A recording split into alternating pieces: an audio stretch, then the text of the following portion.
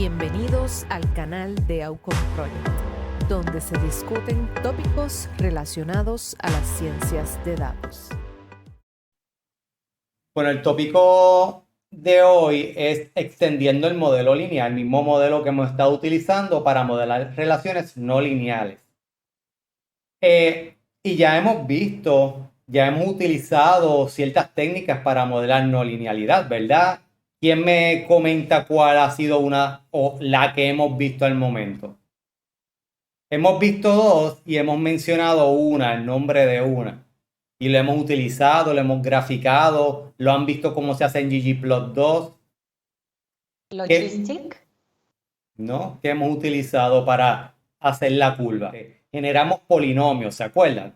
Bueno, polinomio. Utilizamos un polinomio y ese polinomio hizo una curva. E intentamos polinomios de 1 grado, de 2 grados, de 10 grados y vimos cómo esa curva comenzaba a tener unas fluctuaciones casi hasta erráticas que memorizaban los datos y dijimos que posiblemente eso es lo que significa que los datos están sobreajustados. Por ahí hay que utilizar cross validation, validación cruzada, para establecer qué polinomio es el adecuado. Así que a pesar de que ya vimos lo que es los polinomios, que lo vamos a ver un poquito en definición hoy, vamos a ver otros procedimientos matemáticos para modelar esas relaciones no lineales. De hecho, y mencionamos que es extendiendo el modelo lineal, porque hay otros algoritmos estadísticos que son especializados o que se le hace mucho más fácil entender estas relaciones no lineales, como por ejemplo los neural networks y los support vector machines. Son algoritmos, procedimientos estadísticos o matemáticos eficientes para modelar relaciones no lineales. Pero ¿qué sucede? Esos algoritmos ya están yendo al extremo de lo que les he mencionado que se llama black box models. Son modelos que son bien difíciles de interpretar. Los modelos lineales son relativamente fáciles de interpretar porque decimos a un cambio en la unidad de X, cambia tanto Y, ¿verdad? Cambia esa pendiente. Mientras vamos flexibilizando esa linealidad, podemos predecir mejor, pero ¿qué sucede? Es más difícil de interpretar, ¿ok? Así que este proceso que vamos a estar viendo hoy es como un intermedio entre la interpretación es más difícil, pero todavía tengo control, todavía sé lo que estoy haciendo, vamos a decir. Y porque como sé todavía lo que está sucediendo en toda la función, puedo intentar interpretar lo que está sucediendo. Ya cuando utilizamos neural network, con millones o trillones de parámetros, con trillones de datos, es muy difícil saber por qué es que hacen esas predicciones. Así que ahora nos estamos yendo hacia el lado, estamos entrando hacia el lado de que es difícil, va a ser más difícil interpretar estos modelos. Pero es sumamente importante porque queremos predecir con exactitud, o por lo menos lo mejor posible. ¿Y por qué queremos utilizar un modelo no lineal o extender el modelo lineal a poder predecir relaciones no lineales? Bueno, porque las relaciones en el mundo real realmente son complejas y su mayoría no lineales. Y esta aseveración la mencioné el primer día, donde también es la razón por la cual utilizamos modelos de regresión, porque las relaciones en el mundo real son complejas. Sabemos que una enfermedad, a pesar de que sea una enfermedad infecciosa, el evento, el tú enfermarte con ese vector o con ese virus, con esa bacteria, tiene muchos factores para llegar a esta infección, ¿verdad? No nada más que exista, por ejemplo, el virus del dengue, sino que esté el vector apropiado para transportar ese virus hacia un huésped, en el caso de nosotros en epidemiología, el ser humano. Pero esta transmisión y esta existencia de ese virus está asociada a comportamientos del ser humano. ¿Cuál es el comportamiento? Bueno, dejamos basura, dejamos áreas donde se acumule el agua. Si se acumula el agua, limpiamos el agua, limpiamos el área, ¿verdad? Esos comportamientos humanos son parte esencial para que se dé, ¿verdad? Son causas suficientes o necesarias para que se dé todo el mecanismo que llegue a que un ser humano se infecte. Y por eso entonces utilizamos modelos. Y además de que utilizamos modelos de regresión, entonces decimos, pues no es nada más que son varios factores, por lo tanto es una regresión múltiple, sino son varios factores y no lineales, pues es una regresión múltiple no lineal. Y aquí entonces estamos expandiendo, moviéndonos a que el modelo realmente es más complejo, pero esto sucede porque la realidad es compleja. Ventaja del modelo lineal. A menudo los modelos lineales sí son sorprendentemente competitivos en relación con los métodos no lineales. Por eso es que está dentro de nuestra caja de herramientas, ¿verdad? No vamos a descartar el modelo lineal. ¿Por qué? Porque el modelo lineal es más fácil de describir matemáticamente y más fácil de interpretar. Por eso siempre lo vamos a tener. Porque podemos hacer un modelo no lineal y cuando evaluamos el mean square error, ¿verdad? Ese error, cuando evaluemos ese error de nuestro modelo, podemos decir, ok, sí, mira, el modelo no lineal me mejora, pero no mejora tanto como para yo no poder interpretarlo. Así que me quedo con el más parsimonio. Y todo este tipo de análisis de introspección, ustedes tienen que ir desarrollando, ¿verdad? Esa perspicacia de qué modelo van a finalmente utilizar. Y siempre teniendo en consideración que esa utilización, escoger esa selección del modelo es la evaluación de la compensación entre sesgo y varianza y parsimonio, y que sea parsimonio, ¿verdad? Que sea interpretable en lo posible. Va a haber un momento, como vamos a estar viendo aquí, y cuando en algún momento estudien neural networks, que sencillamente no son interpretables en su totalidad al día de hoy. Pero hay mucha investigación, aquellos que estén más inclinados a las matemáticas, hay mucha investigación corriendo hoy en día para desarrollar procesos que nos ayuden a interpretar esos modelos complejos. Así que no podemos decir, no los podemos interpretar. No, hoy día no se puede interpretar, pero hay que trabajar para entender cómo estos modelos funcionan, cómo interpretarlos de las maneras más adecuadas, cuáles realmente son las variables que aportan o los mecanismos matemáticos que aportan a la interpretabilidad del modelo. Hay muchas de estas cosas que se desconocen, pero son áreas muy ricas de investigación, son áreas que tienen mucho campo por delante.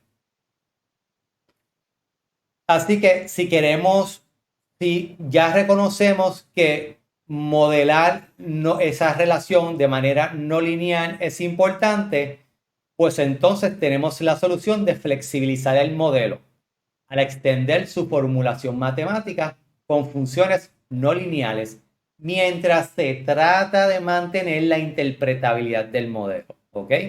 ¿Y cómo? Pues como mencionamos hace unos minutos, una herramienta que ya vimos fue utilizar polinomios. Pero esa es una de varias herramientas. Vamos a estar viendo los polinomios, las funciones escalonadas, los splines suavizados, las regresiones locales y luego entonces los modelos aditivos generalizados, que lo que significa esto es lo siguiente. Cada una de estas funciones, estos procedimientos, los vamos a ejecutar entre y y la x, ¿verdad?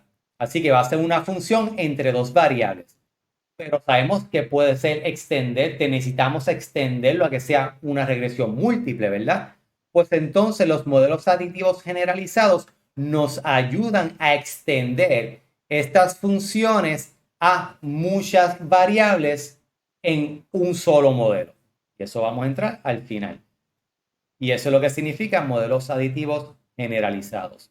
Generalized Additive Models.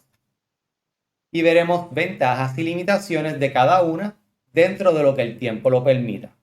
Pero la idea es que lo más importante yo creo que de cualquier curso que uno tome en la vida es reconocer que hay unos conceptos y de esos conceptos va a haber un momento y reconocer y mantenerlos en el bagaje, ¿verdad? Que sé que los conozco, sé que existen.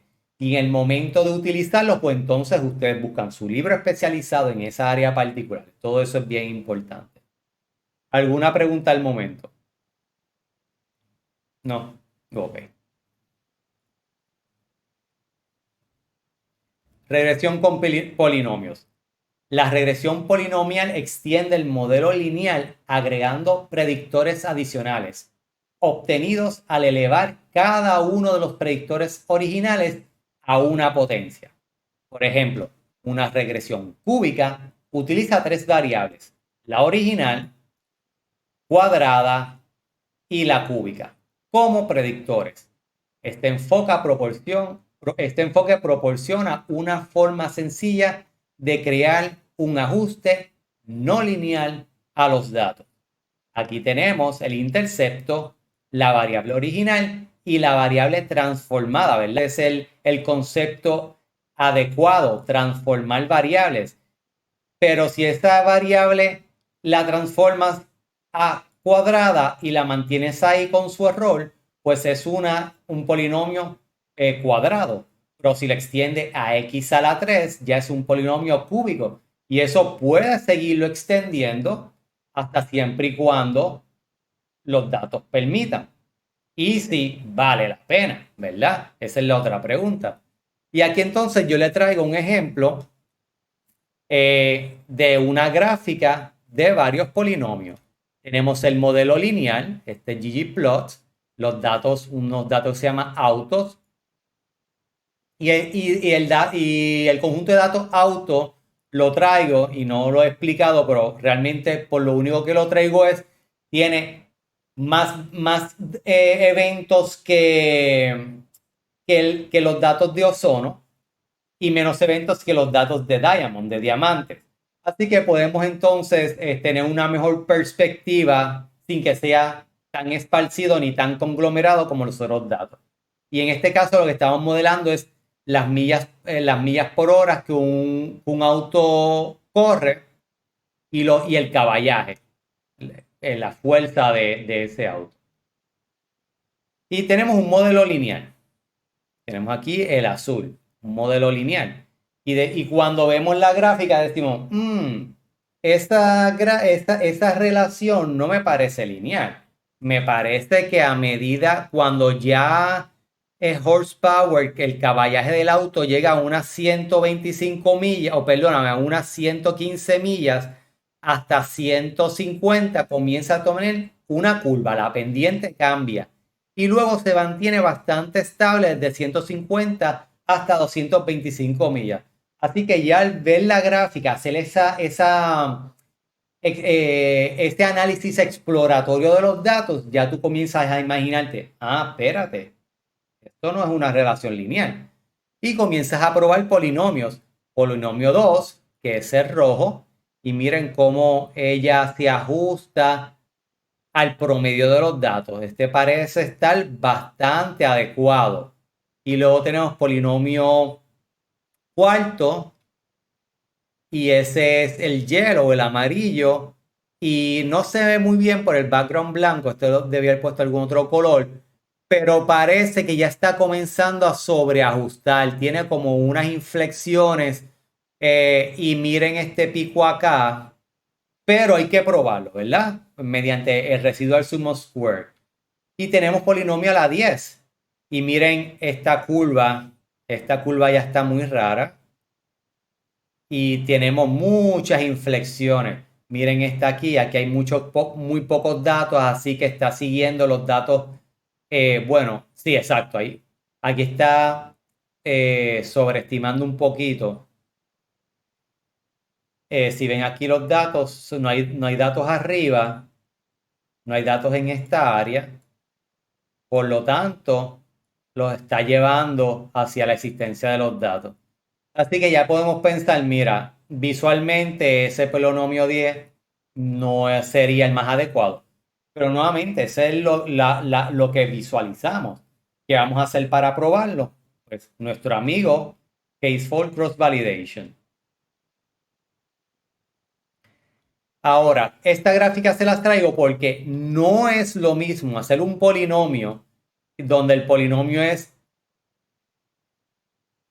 obtenidos al elevar cada uno de los predictores originales a una potencia. Por ejemplo, una regresión cúbica utiliza 3 variables.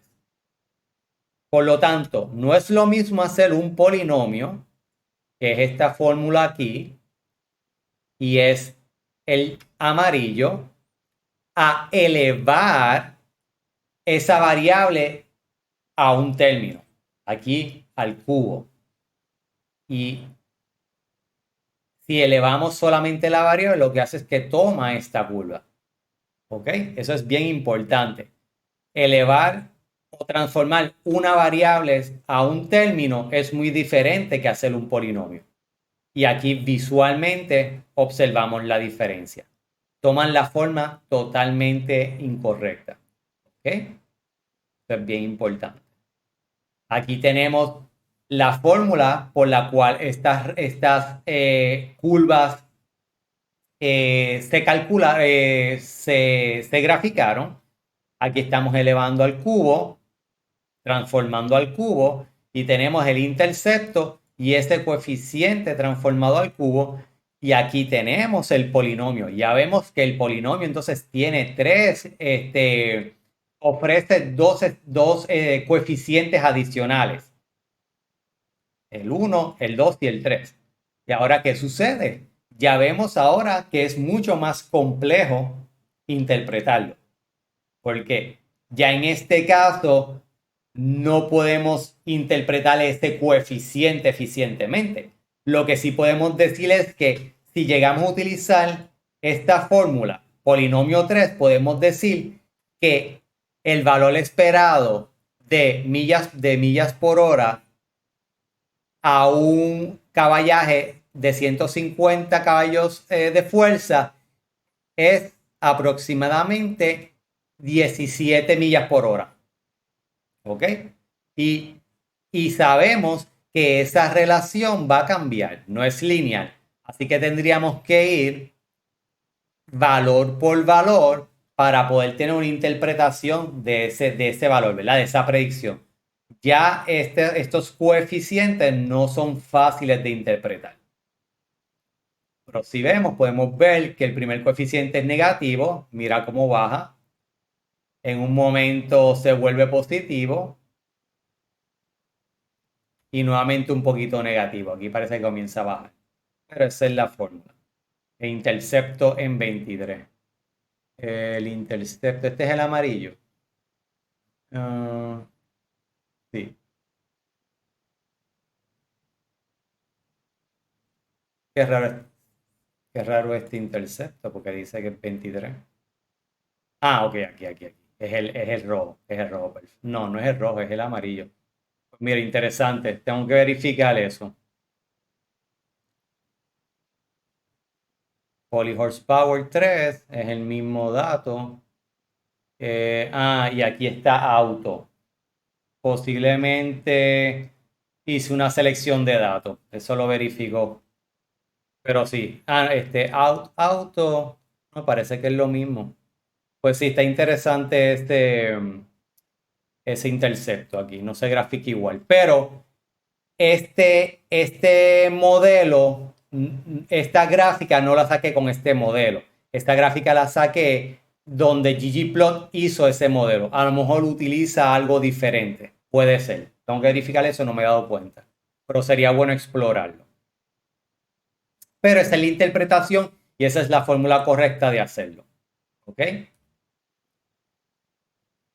La literatura indica que una fórmula mayor de 4 grados de polinomio no es eficiente ya que la curva comienza a ser muy flexible, en particular en los extremos de la curva. Y eso lo vimos en la gráfica anterior, ¿verdad? Si la tenemos aquí, eso lo vimos acá en esta gráfica anterior. Mira, aquí están hablando de este polinomio 10, mira cómo empieza a ser sumamente errática esa curva. Cuando utilizamos este método, el valor de cada coeficiente no es de interés, lo que estamos hablando ahora, y se lo presenté con el resultado de R. Es de interés la función entera, ya que es la que nos dice la relación entre la variable y un valor particular de x. Y aquí tenemos otro ejemplo. Horsepower, esta es la fórmula lineal con la pendiente negativa y a la 3. Básicamente lo mismo. Lo único es solamente una curva. Y esta es la fórmula de predecir, ¿verdad? Tenemos unos datos nuevos y le ponemos predict a esa fórmula. El M2, el M1, el M2, míralo aquí. Y obtenemos las predicciones. Este es el valor esperado de millas por hora cuando horsepower es 46.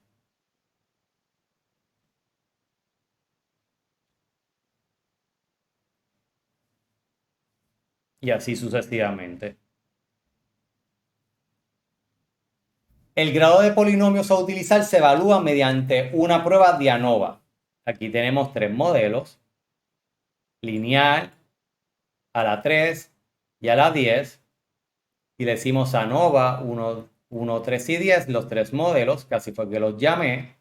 Y me está diciendo que el primer modelo, el segundo modelo, es mucho mejor que el primer modelo. Y que el tercer modelo, el M10, no es tan eficiente que el segundo modelo.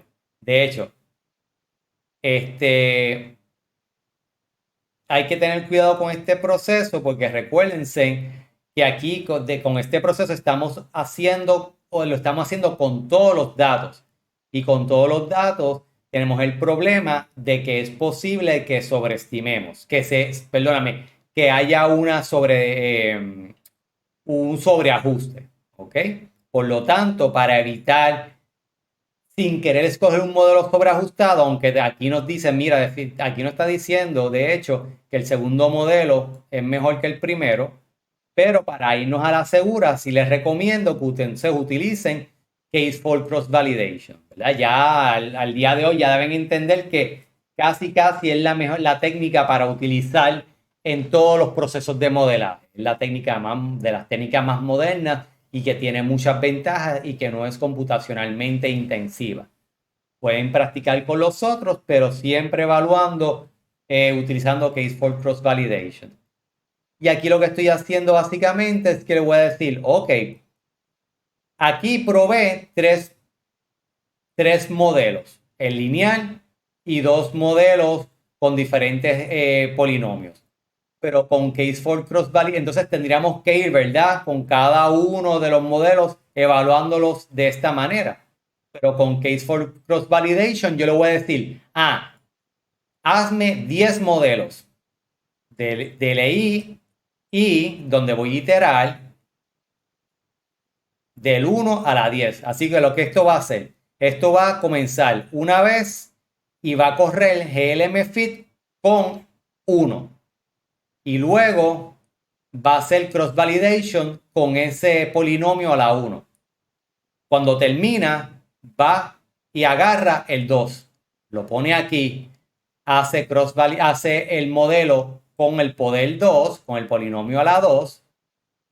Y luego hace cross validation y me va a poner aquí ese error de los datos de prueba.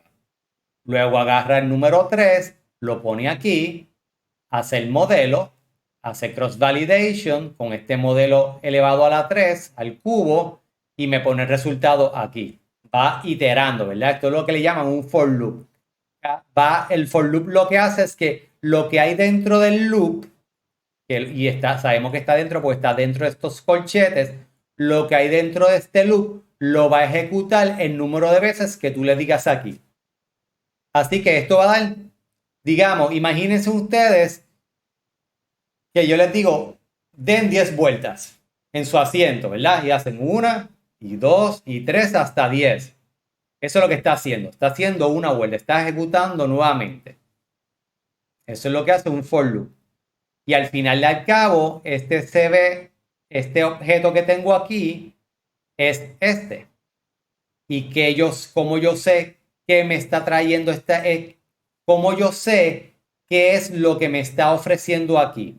Bueno, yo lo sé porque ya previamente yo estudié que me ofrece mi fórmula GLM y yo estudié que me ofrece mi fórmula CV.glm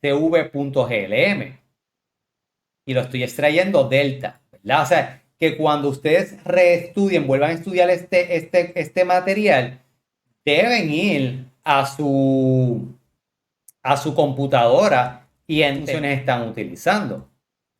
Porque si no, no van a entender qué es el output de ese for loop o de cualquier función que estén ejecutando. Y aquí está. This function calculates the estimated k-fold cross-validation prediction error for a generalized model. ¿Y qué argumentos tiene? Pues tiene data, GLM fit, cost, k. Y cada uno de estos argumentos tienen que estudiarlo porque cada uno de esos argumentos les va a dar más flexibilidad a ejecutar los procesos, a hacer más pruebas diferentes.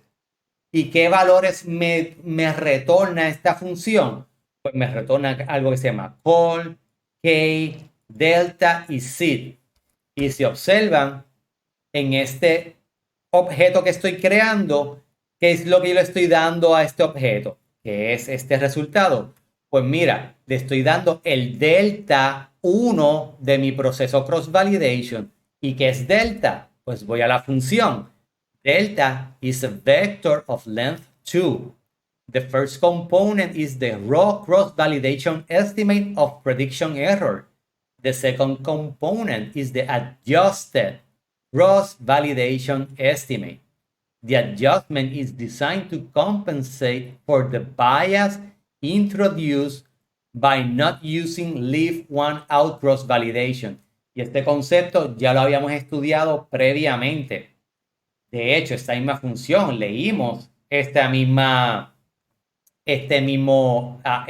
ayuda de esta función. Pero como repaso, ¿verdad? Ahora mismo ustedes dicen, wow, ¿qué es lo que me está trayendo ese for loop? Bueno, es normal. Y a mí me pasa también cada vez que es una fórmula nueva.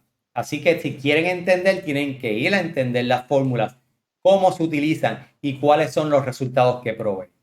Lo importante de hoy es que hacer cross-validation de esta manera, ya ustedes ven que hicimos de manera rápida 10 modelos diferentes y evaluamos los 10 modelos diferentes. Ahora, ¿cuál es el modelo? Si fuese a utilizar un polinomio y evalúo estos polinomios, ¿cuál yo usaría? Tenemos este que es el más bajito. Y tenemos estos que van entre 19 y diríamos, wow, sí, 19 punto algo. O sea que, de hecho, esto es bien importante. Porque es importante siempre ver la escala del Y. Lo que parece una tendencia a lo mejor no es la tendencia. De hecho, hay procesos adicionales que vamos a estar viendo, yo creo que vimos ayer, lo vamos a estar viendo ahorita, que aquí te ponen unos intervalos de confianza. Y si esos intervalos de confianza no son estadísticamente significativos, pues mira, tú escoges el más parsimonio. Pero al ver esto, que estamos desde 19 hasta 19 punto algo, yo estoy con William. Yo me iría 3. Porque es que realmente aquí ninguno está mejorando prácticamente nada. Esto está mucho peor, estos dos. Estos son en rojo.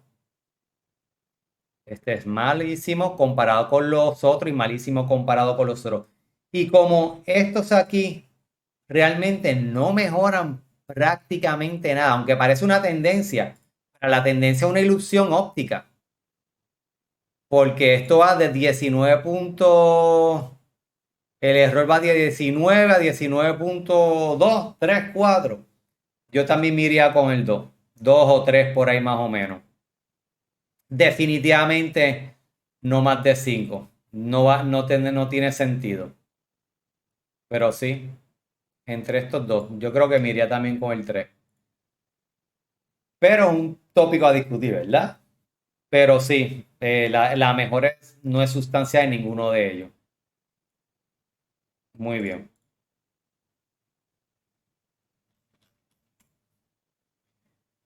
Limitación. Los polinomios generan una suavización global, generando pérdida de precisión en la estimación. ¿Qué significa una suavización global? Que para hacer la curva toma en consideración todos los datos. Y al tomar en consideración todos los datos, es lo que estamos hablando de una suavización global. Y eso es una limitación, porque no necesariamente en un momento particular tú vas a poder modelar la curva como tú necesitas modelarla. ¿Ok? Y a veces tú dices, wow, esta inflexión es sumamente importante, pero con un polinomio yo no puedo agarrar esa inflexión. Así que hay unos métodos adicionales que nos permiten hacer eso. Y comenzamos con métodos que no son funciones globales, como las funciones escalonadas. Con este método se realiza un corte en rangos de la variable en K regiones distintas para producir una variable cualitativa. Esto tiene el efecto de ajustar una función constante por cada K partes, lo que le llaman un piecewise function. Por lo tanto, ya no se impone el modelo o un promedio de los valores a base de una fórmula global. En otras palabras, este procedimiento requiere categorizar las variables continuas en K partes. Personalmente, no usaría este modelo ya que las categorías seleccionadas no necesariamente representan las inflexiones naturales de los datos y diferentes cortes pueden dar resultados totalmente diferentes. En mi canal de YouTube, yo no sé si lo había mencionado, que yo pongo estas clases, creo que al principio, tengo un video que se llama Transformando datos e información. Y en ese video explico en una de las secciones cuál es el riesgo de comenzar a picar variables. Transformar, o más bien decir, vamos a transformar una variable que naturalmente es continua con una distribución particular y vamos a picarlas en 2, 3, 4, 5 cantos. Y eso realmente no es bueno, porque depende de cómo el investigador la pique, decida picarlas, va a dar un resultado totalmente diferente a un investigador que diga, no, esta variable yo la quiero categorizar de esta otra manera. Así que no es la manera adecuada y por lo tanto, aunque les mencione esta forma, yo no la usaría. Además, hay procedimientos que vamos a ver ahora que son mucho mejores. Pero si deciden hacerla y el CDC le encanta categorizar variables continuas, este es el procedimiento. El CDC es el Center for Disease Control and Prevention de Estados Unidos. Ahora pasamos a los splines. Son más flexibles que los polinomios y las funciones escalonadas. Así que ahora vamos a utilizar un tipo de funciones que son más flexibles que lo que hemos visto anteriormente. Nuevamente, ¿qué significa flexibilidad? Es la flexibilidad para nosotros el usuario, porque va a haber algún momento que tenemos unas inflexiones que necesitamos modelar. Y los polinomios y las funciones escalonadas sencillamente no nos funcionan. Pero ¿cómo se desarrollaron estas? Bueno, se desarrollaron conociendo las otras dos anteriores, por eso se las mencioné, y estudiando cómo sobrepasar esas barreras, esas limitaciones. Los splines implica dividir el rango de X en distintas K-regiones, igual que en las, ¿verdad? En las escalonadas. Dentro de cada región se ajusta una función polinomial a los datos. Así que vamos a picar y en este donde decidamos, si aquí va una, podemos decir, lo vamos a hablar ahora también, pero podemos decir, tenemos una función y decimos, ok, yo quiero poner un polinomio de esta región a esta región. Yo quiero poner un polinomio de esta región a esta región y un polinomio de aquí hasta aquí. ¿Ok? Así que en vez de picar, lo que estamos haciendo es, ok, yo voy a hacer varios polinomios. Y esta tiene la representación matemática. La siguiente formulación representa dos polinomios. Uno se ejecuta cuando el valor de X es menor que una constante. Si estamos aquí peso, ¿verdad? Podemos decir que puede ser menor a 10 libras. Y cuando X sea mayor a 10 libras. Y esto lo que representa es que es un polinomio en esta región. Y este es otro polinomio en esta otra región. Eso es lo que estamos haciendo aquí.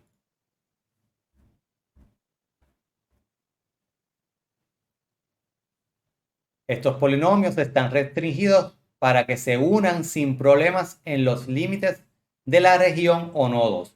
Y los nodos lo que significa es esos puntos que decidimos donde vamos a crear los polinomios.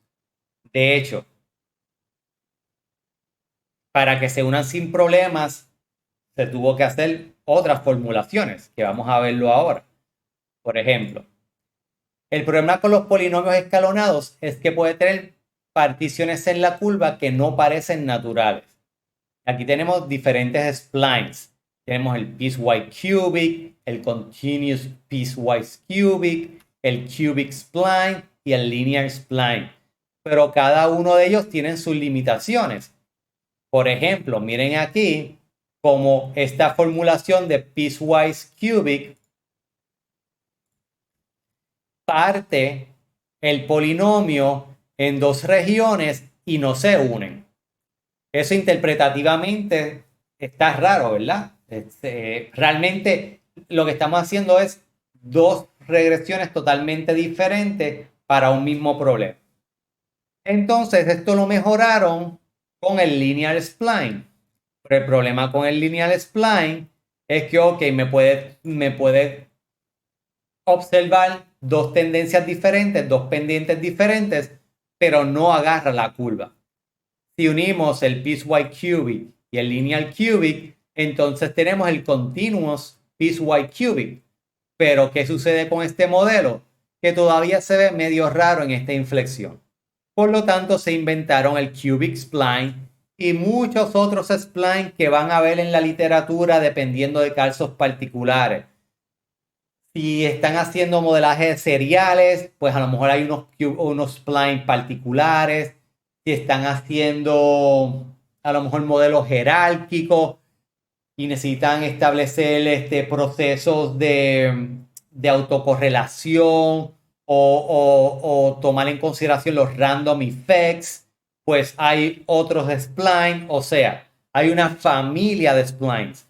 Lo importante hoy es reconocer que hay ciertas familias que modelan la curva, pero en esos nodos se unen como si fuera una regresión, ¿verdad? Se suaviza, lo que decimos que suaviza esas conexiones. No sucede esto que estamos viendo aquí. Así que no vamos a utilizar piecewise, no. No vamos a utilizar continuous cubic, no vamos a utilizar linear spline, vamos a utilizar las familias relacionadas a los cubic splines.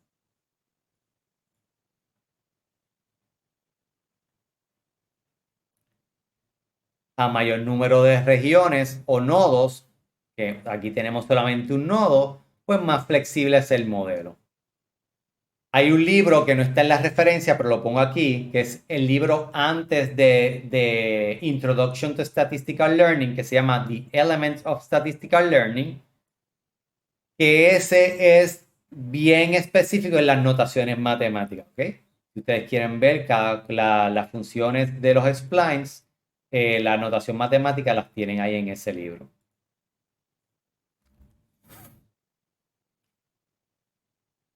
El paquete splines en R está desarrollado para ejecutar estos métodos. Así que ya saben que tienen un paquete adicional que tienen que aprender a utilizar. Limitaciones de los splines.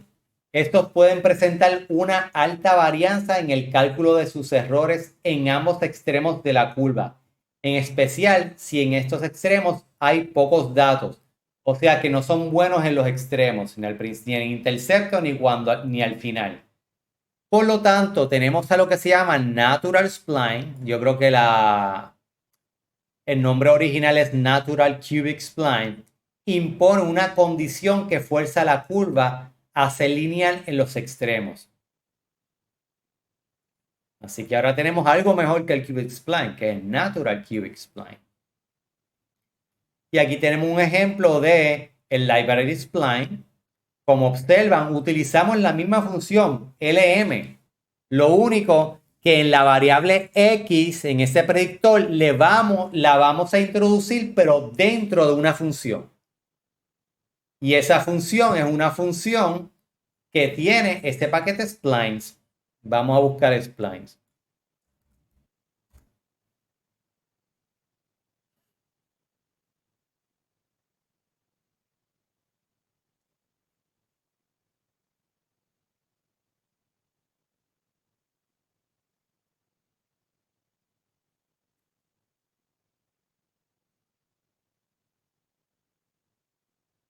Tiene el B-spline basis por polynomial spline. Vamos a ver qué más tiene por aquí. Este tiene poquitos splines. Predict BS. Este hace solamente. Ok. Tiene el Natural Cubic Spline y el B-spline.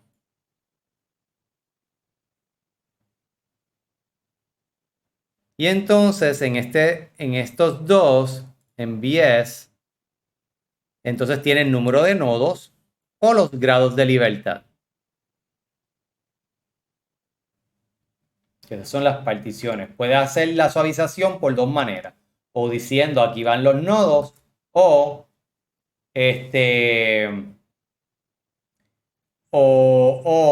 calcula los nodos a base de los grados de libertad que tenga. Si mal no me equivoco, el poder del BS, si no le pone ningún nodo, es a unos knots de 3. Hacen 3 knots. Aquí lo que estoy haciendo es que estoy generando el resultado. Estoy visualizando este resultado, pero lo que hice fue dos cosas. Yo generé el mismo modelo de dos maneras. Traje esta función, el resultado de este proceso, lo traje a la gráfica y además hice el mismo proceso con ggplot, con geom-smooth. ¿Ves?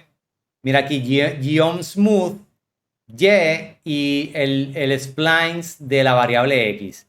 Y aquí lo que dije es geomline y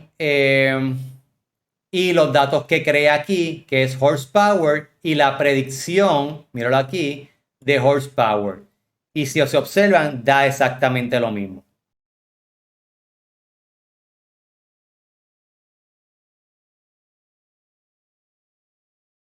Porque las discretas es ya es lo que llamaríamos un piecewise, es escalonado, ya está cortada. Y la interpretación de las variables categóricas es cuál es.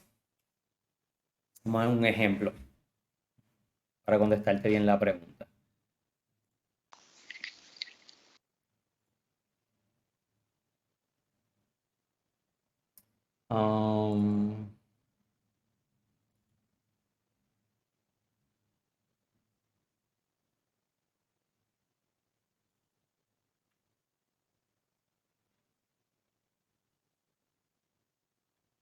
Cuando tenemos una variable categórica, lo que hacemos es cuántas veces más tiene, esto es para desórdenes depresivos, y esto lo podemos interpretar de esta manera.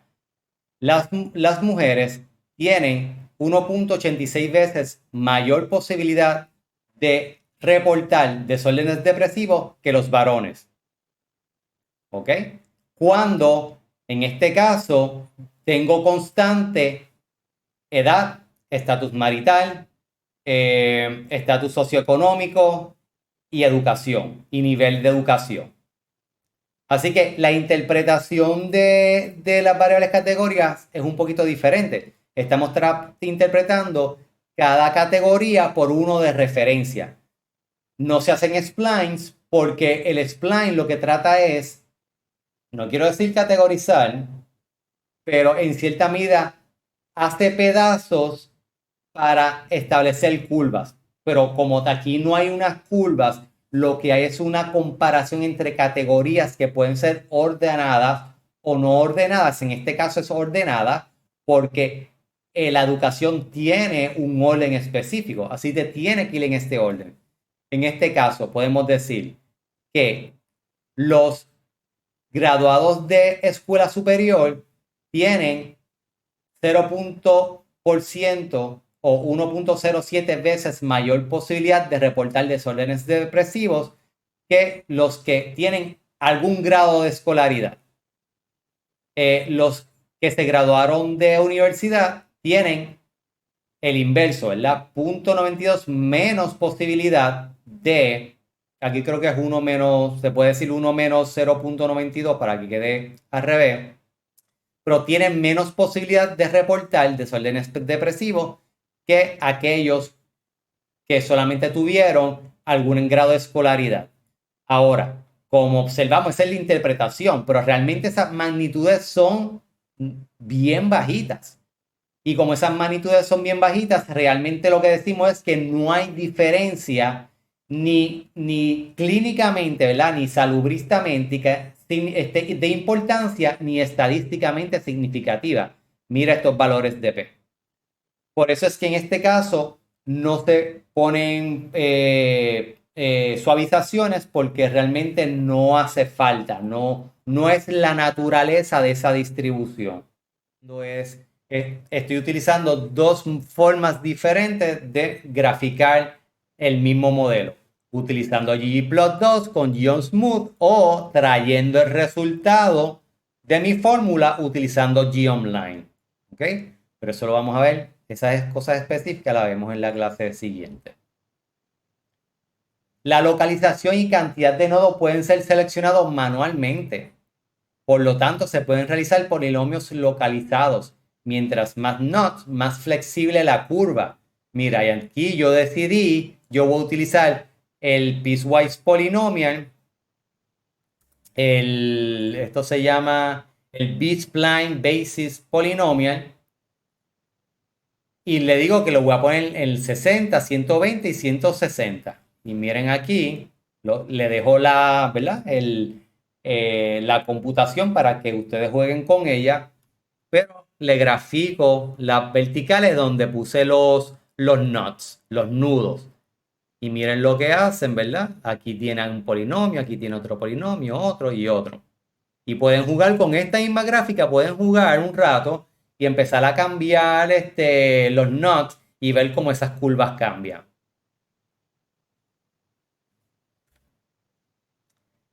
Una opción es escoger la localización y cantidad de nudos. Una opción es colocar más nudos en lugares donde creamos que la función puede variar más rápidamente y colocar menos nudos donde parece más estable, como hice aquí. ¿verdad? Esto fue a mano. Miré la gráfica y decidí dónde voy a poner los nudos. Una opción también es probar diferentes números de nudos y ver cuál produce la mejor curva. La mejor curva es el menor error de residuales promediado, ¿verdad? El mean square error, mediante nuestro amigo Case4 Cross Validation. Otra opción es especificar los grados de libertad deseados y luego hacer que el software coloque automáticamente el número correspondiente de nudo en cuartiles uniforme de los datos. Él va a decir, ok, utiliza tantos grados de libertad con los datos que tengo. Y él va a hacer un trabajo. ¿Cuántos grados de libertad son adecuados? Una opción es probar diferentes grados de libertad y ver cuál produce la mejor curva, utilizando el Case4 Cross Validation. Así que se tienen que volver expertos en Case4 Cross Validation, pues ya saben que es una herramienta sumamente importante. Ventaja de los splines. A menudo dan mejores estimados a los de la regresión polinomial, debido a las propiedades de la fórmula matemática. Además, nos permiten colocar más nudos y por lo tanto flexibilidad sobre regiones donde la función de regresión parece estar cambiando rápidamente y menos nudos donde parecen más estables. Aquí lo importante es la flexibilidad, pero no es la flexibilidad de la curva, es la flexibilidad hacia nosotros, ¿verdad? Que nosotros tengamos esa flexibilidad de escoger dónde vamos a poner esos polinomios. Por lo tanto, es más local que los modelos de polinomios que son globales. ¿Entendieron la parte entre lo que es global y local, verdad? Cuando hacemos modelos locales, tenemos más flexibilidad de poner los nudos donde queramos, porque esa función se ejecuta en una región específica de esos datos. Mientras los globales agarran todos los datos y deciden cómo va a ser la curva. Y eso nos provee más flexibilidad. Y tenemos algo que se llama funciones bases. Y las funciones que hemos visto hasta el momento se conocen como funciones bases.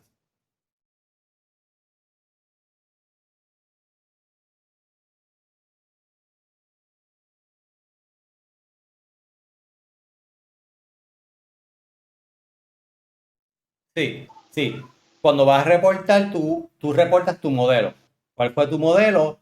Y presentas todo el proceso que hiciste para establecer que ese fue el modelo que te dio menor error. Ahora, como mencionamos al principio, aquí estamos ya transicionando.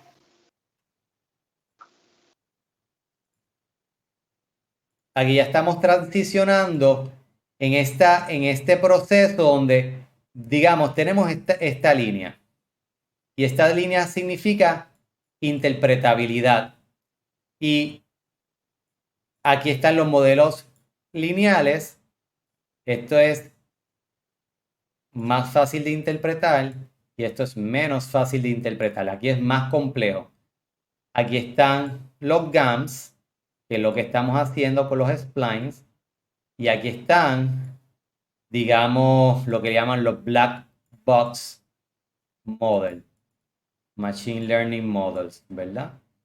Machine Learning. Como los Neural Networks. Así que tu pregunta es muy buena y es muy importante. Y la contestación es, ahora es más difícil interpretar. Es más difícil interpretar los coeficientes. Ahora los coeficientes no pasan a un segundo plano. Y lo que vamos a hacer entonces es interpretar la curva, hacer una predicción. Ahora podemos decir con mayor seguridad cuál es mi valor esperado de millas por hora o precio de diamante a base de, vamos a utilizar este ejemplo, ¿verdad? Cuál es mi millas por horas a base de mi caballaje. Si fuera una línea recta, pues sería muy fácil. Porque si fuese una línea recta, lo que decimos es que a base de un aumento en caballaje, aumentamos, digamos, disminuimos una pendiente de 3 millas por galón, lo que sea la pendiente. Ahora no podemos establecer esta relación lineal. Ahora lo que vamos a decir es que el valor promedio de mi millaje por galón, cuando mi caballaje es 100, es 25. Entonces, podemos ser más exactos. Mi valor promedio, ves aquí, mira aquí como esta línea que yo tiré lineal, sobreestima estos valores. Mira la línea, de la línea curva. Y aquí está subestimando los valores. Así que soy más exacto porque ya no estoy ni sobre ni subestimando. Así que aquí digo, el valor promedio o el valor esperado de millas por galón de mi auto, cuando un caballaje es de 150 caballos de fuerza, son 15 millas por galón. ¿Ok? Cuando mi caballaje es solamente 50, mi rendimiento esperado es 35 o 38 millas por galón. Así que el coeficiente pierde su interpretabilidad, pero eres más precisa dando la predicción. ¿Te hace sentido?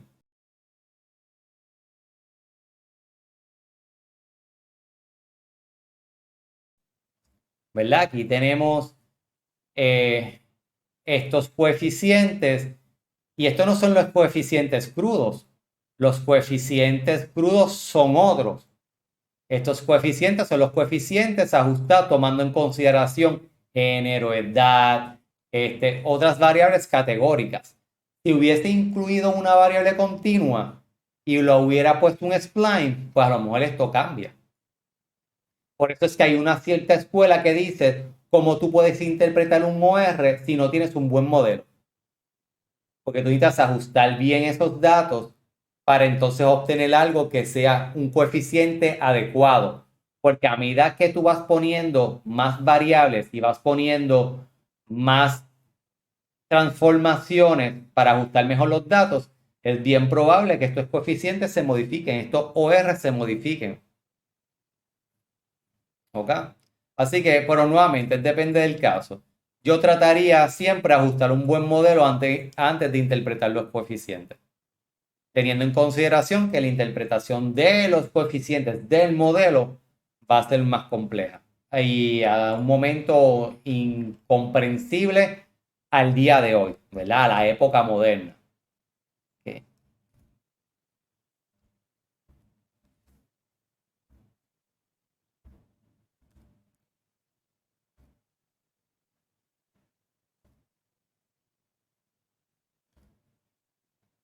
Ok, las funciones base que hemos visto hasta el momento se conocen, perdón, las funciones que hemos visto hasta el momento se conocen como funciones bases. Estas funciones se caracterizan cuando conocemos su formulación antes de implementarlas y son fijas. ¿Qué significa que conocemos su formulación antes de implementarlas? Bueno, pues que sabemos que vamos a hacer un polinomio y que ese polinomio tiene un polinomio en base de 3 o un spline con ciertos nodos en ciertas partes o es un spline que se ejecutó debido a que le dijimos que de antemano que iba a tener unos grados de libertad. Y a eso se le llaman funciones bases. Y cuando utilizamos estas funciones bases, podemos utilizar todo lo que hemos utilizado hasta el momento con la formulación de mínimos cuadrados, con el least square regression. Podemos hacer errores estándar, podemos hacer coeficientes, obviamente nos da el estimado de los coeficientes. Como vimos en el ejemplo ahorita, utilizamos la estadística F a medida de la prueba de ANOVA, etc. Y las funciones bases más comunes son los polinomios, que las vimos, los splines y los Fourier series. Yo nunca he utilizado un Fourier series, así que por eso no lo traje aquí. Pero tenemos otras funciones que no son bases, como se conoce como los smoothing splines y las regresiones locales. Aquí no es o sea, el efecto de lo que vamos a ver ahora no es mucho más diferente a lo que hemos visto al momento. Son fórmulas diferentes. ¿Ok? Los suavizantes, los smoothing spline, son funciones matemáticas que buscan reducir el error del modelo, pero a su vez fuerza que la curva resultante esté suavizada. Estas suavizaciones resulta al minimizar la suma de cuadrados residuales, pero sujeto a una penalización de suavidad sin generar un sobreajuste.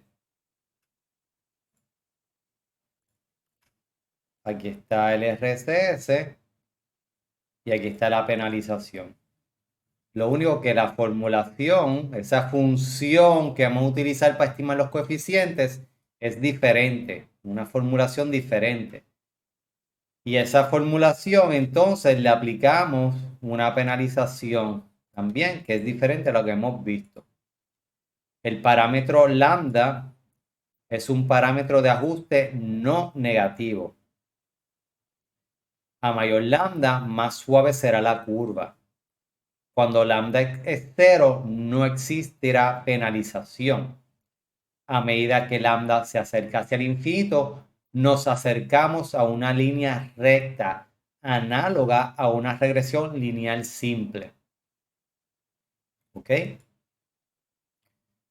Así que si le dejamos bien pequeño lambda, va a tener mucha fluctuación, no va a ser tan suave. Y aquí, pues entonces se va totalmente a lo opuesto. Vamos a entrar un poquito, pero es para que vean la diferencia que existe entre lo que hemos visto al momento ahora. Esta fórmula la solucionó, ¿verdad? Un departamento de matemática, yo no sé si fue de Stanford. O sea, yo no soy la mejor persona para derivar las ecuaciones particulares, pero si alguno de ustedes está mucho más inclinado matemáticamente, puede ir al libro de estadística, Elements of Statistical Learning, o los papers que desarrollaron estas fórmulas y estudiarlo a fondo. Pero lo voy a traer como para que vean que es un poco diferente a lo que hemos hecho al momento. Todo era una fórmula bien similar, ahora es un poco diferente. Esta fórmula, esta función, que es la sumatoria de los valores observados menos la función del modelo, una función de pérdida o loss function que incentiva a G generar un buen modelo, pero con poco error. Esta área, que es la parte de penalización, es un término de penalización que penaliza la variabilidad de G. Aquí. El G está aquí. Esta función se encarga de no sobreajustar el modelo y proveer una curva suave. Esta función se encarga de que ese modelo no se sobreajuste. G' de t, que está aquí, indica la segunda derivada de la función de G.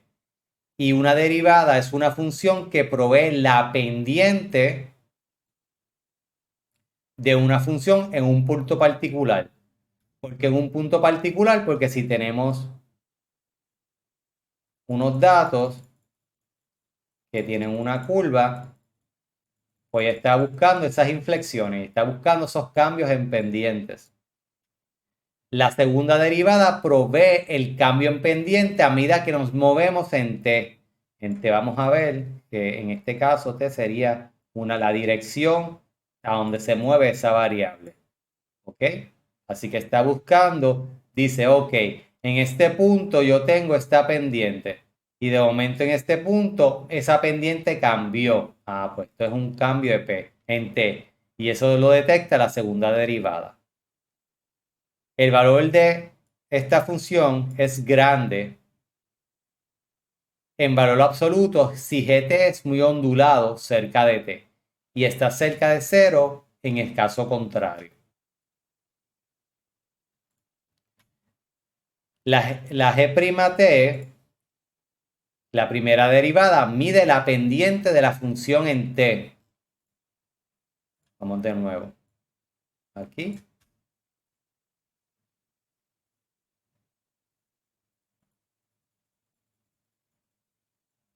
Tenemos t.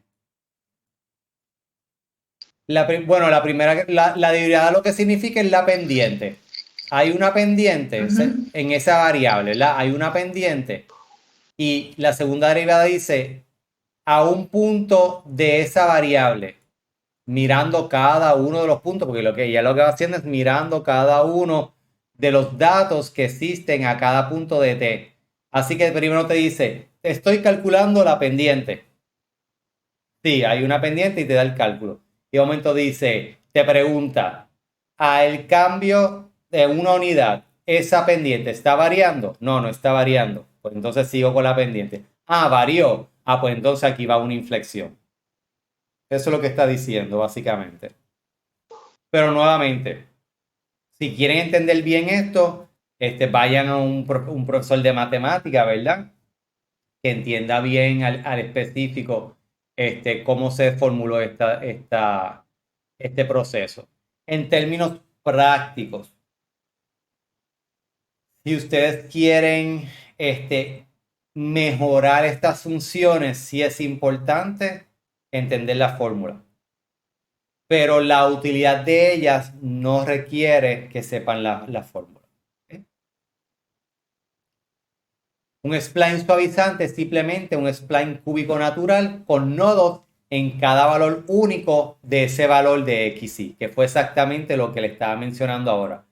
Por eso es que la fórmula está calculando la pendiente, que es en cálculo senil lo que significa en la primera derivada, y la segunda es a ese valor de xy, en el caso pasado lo llamamos t, cambia esa pendiente. Sí, pues me da el nuevo valor de la pendiente. Y así como va punto por punto, entonces es que mantiene o provee esas inflexiones, esas curvas. El error del modelo por el método de validación cruzada se puede calcular de manera muy eficiente. Nuevamente, si necesitamos modificar el valor de lambda, si queremos ver cuál es el valor de lambda más adecuado, pues hacemos un grid, un vector, como vimos ayer, y pones muchos valores de lambdas y calculas el error del modelo. Y determinas cuál es la mejor curva. Y aquí tenemos dos.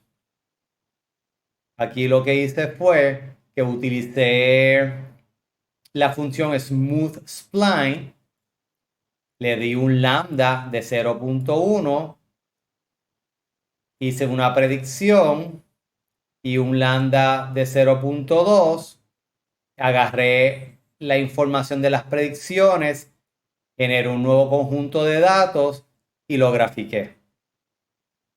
Y lambda de 1 es el azul. Ves que lo vimos aquí lo decía que, ¿dónde lo decía?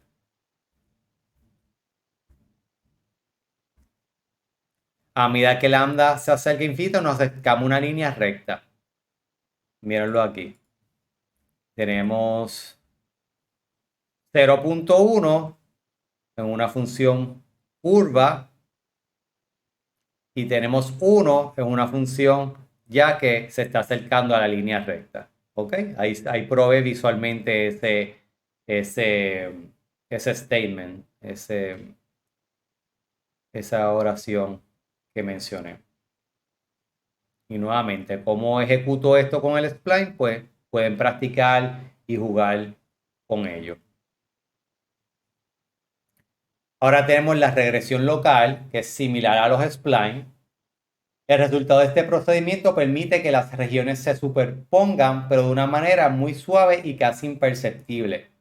Implica calcular el ajuste en un punto objetivo. Tenemos un punto objetivo, decimos, ok, quiero que el ajuste sea en este punto, utilizando solo las observaciones de entrenamiento cerca de este punto. ¿Y qué sucede? En esta regresión local, se utiliza mucho en time series smoothing, le estamos diciendo, ok, yo quiero que me hagas una suavización en este punto, pero utilizando estos datos. Pero tú puedes, a eso es un parámetro. La amplitud de los datos por lo cual tú quieres suavizar es un parámetro. Y ese parámetro tú lo puedes extender. Tú lo puedes decir el parámetro desde aquí hasta aquí. ¿Ves? O solamente estos puntitos acá. Así que esto es lo que llama regresión local. ¿Por qué regresión local? Porque tú dices, ok, yo quiero que me calcules me suavices esta función en este punto tomando unas ciertas valores que están adyacentes. Y por eso es local, porque estamos hablando que basta tomar unos valores adyacentes. Y en esos valores adyacentes, entonces, ¿qué significa? Mira, me calculas la pendiente. Este punto aquí, esta línea aquí, en esta curva, es la que le llaman la derivada en cálculo, ¿ves? Que pasa por este punto aquí. Esa es la derivada. Y eso es lo que está haciendo esa función. La fórmula matemática de una regresión local requiere varios parámetros de ajuste. Parámetro de peso K, tipo de regresión a ejecutar y el spam o el S. El spam es básicamente esto. ¿Cuántos valores adyacentes a ese punto que decidiste vas a coger? Esta es la más importante ya que controla la flexibilidad de la función. Mientras menor sea S, más flexible será la curva predicha. Cross validation puede ser utilizado para escoger el mejor valor de S. ¿Ok? La ventaja, podemos utilizar regresión local con más de una variable dependiente P. Si al aumentar el número de variables dependientes, puede que no haya suficientes datos para la regresión local. Esa es la desventaja. Si aumentamos ese número de variables dependientes, como en cualquier relación, es regresión, pues a lo mejor no hay datos suficientes para hacer esa regresión local. Especialmente pues estás cogiendo unos puntos particulares. Y si utilizas más variables, entonces esos puntos particulares va a depender que existan datos para esas otras variables. Y esto es un ejemplo de regresión local. Una de las fórmulas funciones más famosas, yo creo que esta es la regresión local más famosa, se llama Lowest. Lowest es el acrónimo de la función, ahora mismo no me acuerdo. Y si observan aquí están spam 2 y el spam.5 y me produce estas curvas. ¿Ok? Ya de primera antemano sabemos que esto está sobreajustado. Y ese error no va a ser el adecuado. Ese rol de los datos de prueba, de validación, va a estar bien arriba en comparación con los datos de ese span de 0.1. Y finalmente, vamos a los modelos aditivos generalizados. Y este método permite utilizar los métodos presentados, todos estos métodos presentados anteriormente, para ajustar modelos no lineales cuando se requiere formar un modelo me llevé otro aquí, con múltiples predictores. Y lo que hacemos entonces es que lo que va a cambiar la fórmula matemática de nuestro modelo. ¿Quién me dice que es la diferencia aquí entre la fórmula de mínimos cuadrados que hemos visto hasta el momento?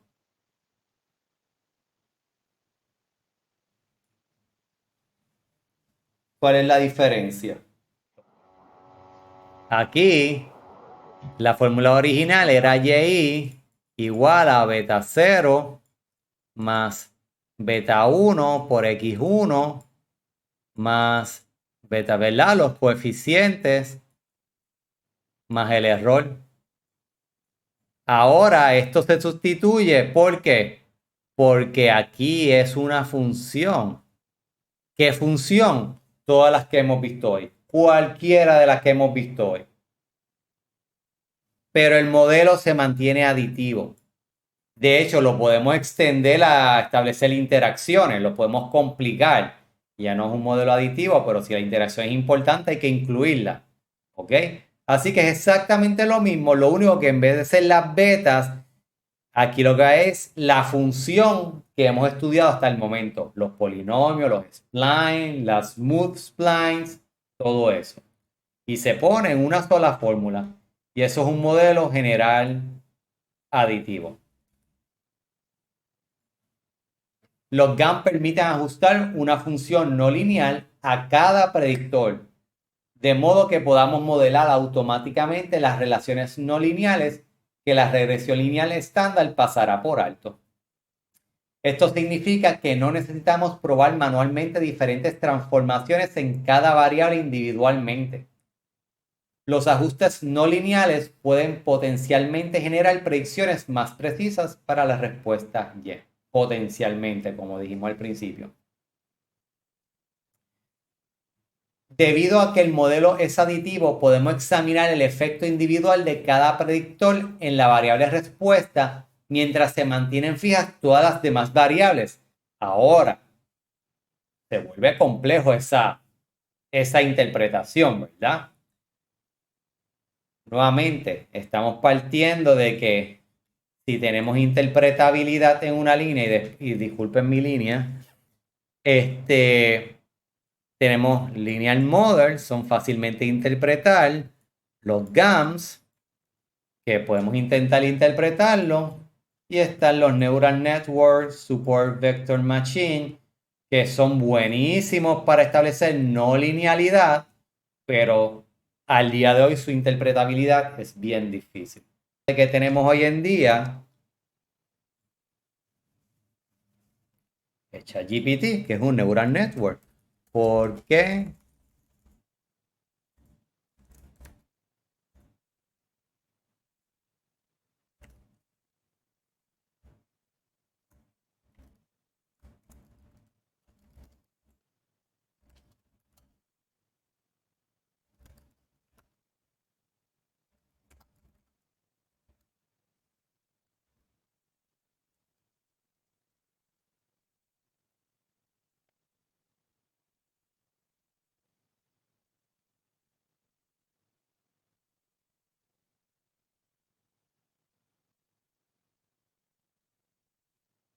Y ahí pues, ¿por qué él hace esto? ¿Por qué es tan preciso? ¿Por qué contesta de esta manera? Se está estudiando las razones de por qué, ¿verdad? Pero llegan a predecir de una manera que puede ejecutar procesos como este.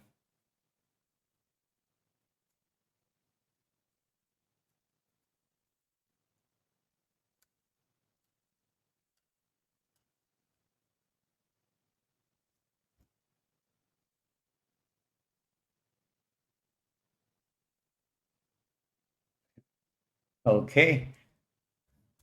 bueno.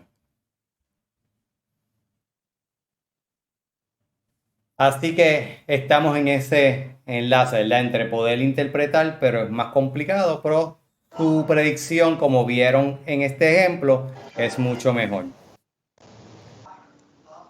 Lo último que tengo acá para mencionarles es que, bueno, en estas montón de horas que estuvimos juntos, tocamos esta sección de lo que es el universo de modelaje estadístico. ¿Okay?